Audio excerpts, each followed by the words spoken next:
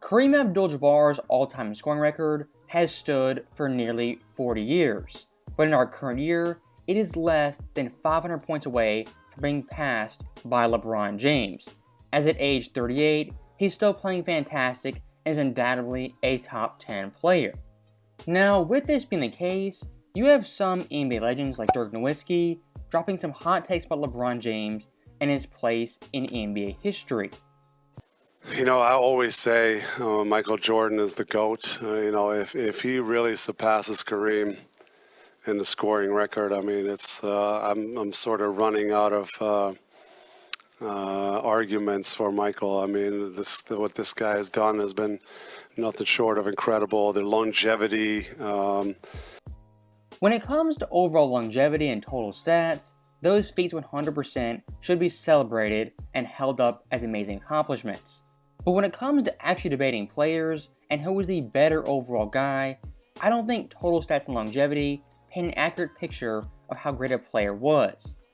Looking at longevity and total stats, you get some really wacky takes and opinions based off those numbers.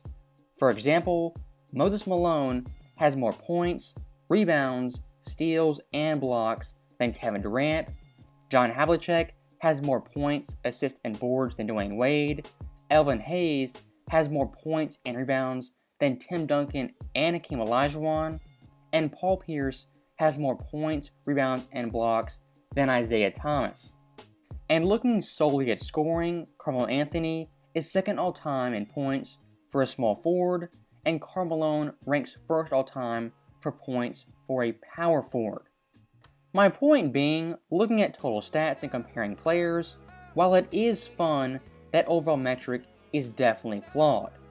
And if you're ranking players solely off longevity stats, that's an awful way of gauging how good a player was.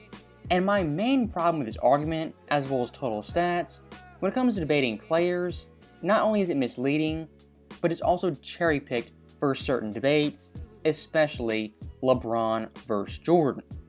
And to show you guys how dumb this argument is, looking at Karl Malone versus Jordan, Malone actually has more points, rebounds, blocks, and field goals made than Jordan. And to nail this point home once and for all, looking at the NBA Finals and total longevity stats, Jerry West all-time in the Finals has more points, rebounds, and assists than Michael Jordan. Does that mean Jerry West in the Finals was the better overall player? Of course not, because looking at averages, Michael Jordan averages more points, rebounds, as well as assists.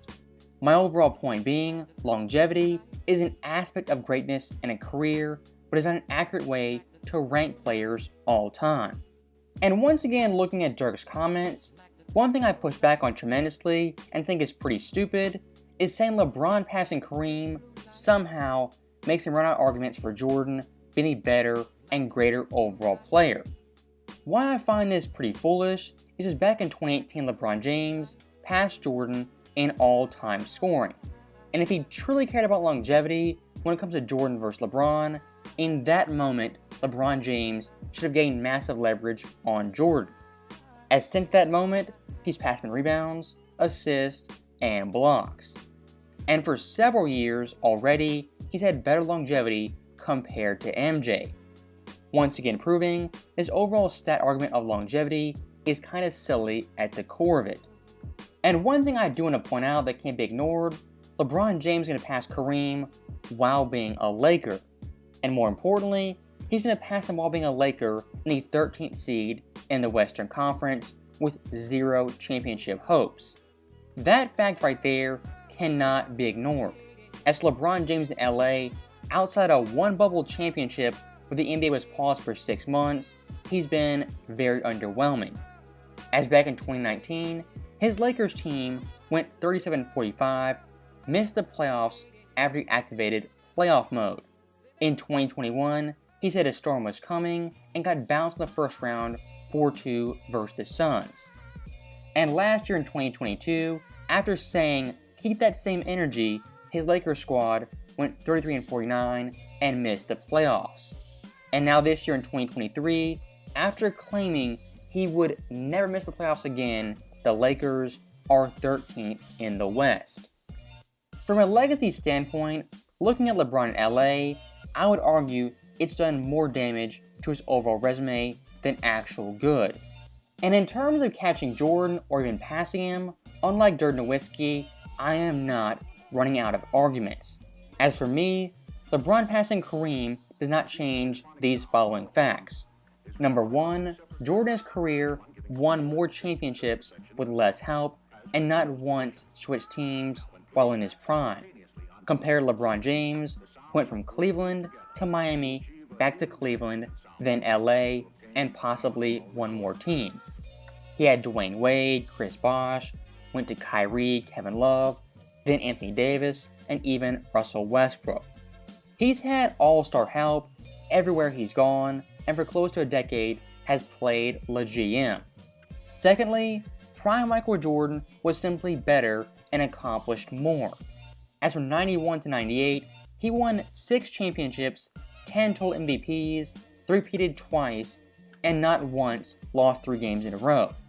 And most importantly, for the entire decade was a first-team All-Defensive player when he was able to qualify.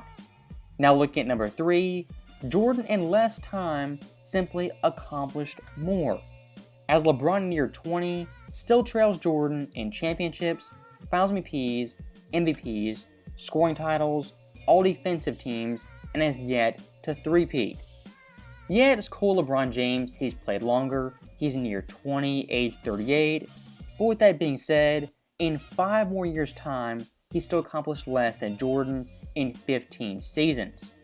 Looking at point number 4, Jordan in the finals never folded like LeBron in 2011, the biggest black mark in NBA history.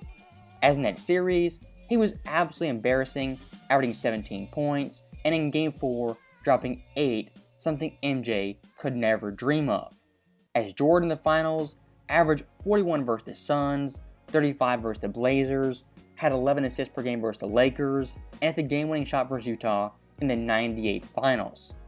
When it comes to absolute perfection, Jordan in the finals is as close as you'll find, compared to LeBron James, who's lost not once, not twice, not 3 times, not 4, not 5, but 6 different times. Now, last but not least, as the 5th point, as to why Jordan still is the better and greater overall player, is that in Jordan's era, he beat and played tougher in competition. As compared to LeBron James, he beat more 50-win teams, 55-win teams, as well as 60-win teams, and his Eastern Conference was light years better than LeBron James. As even LeBron said back in 2010, his conference and the overall league was 100% watered down. And even adding more context, looking at the numbers, stats-wise Jordan has 3 of the 10 toughest championships of all time. And for a supporting cast, he has 5 of the 10 lowest supporting cast ever for championship teams. These overall arguments and points are valid today, tomorrow, they were valid 2 weeks ago, and they'll be valid 2 years from now. As LeBron passing Kareem, while it is great and historic, will not change my opinion on the ranking all time.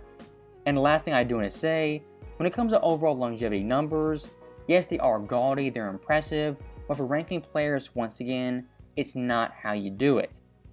And looking at the Lakers team and their overall roster makeup, right now at this point, they are definitely not winning a championship, and maybe, just maybe, will sneak in to the play-in tournament. And when it comes to LeBron James versus the Lakers, his biggest enemy these past 2 seasons has indeed been himself.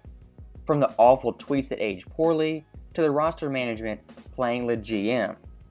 LeBron these past 2 years has 100% shot himself in the foot and sabotaged this Lakers team. And staying with LeBron James, the last thing I do want to talk about is a quote he had recently, which really hinted at him leaving the Lakers via trade or free agency. This right here is textbook LeBron James, a little passive-aggressive statement at the Lakers, how they screwed the roster, but also hinting at his future and his plans for their team. At age 39, pushing 40, if LeBron goes ring chasing and wins a championship as the second best player, even the third best player, I still can't imagine that championship will hold much weight compared to Michael Jordan and what he did at his absolute prime.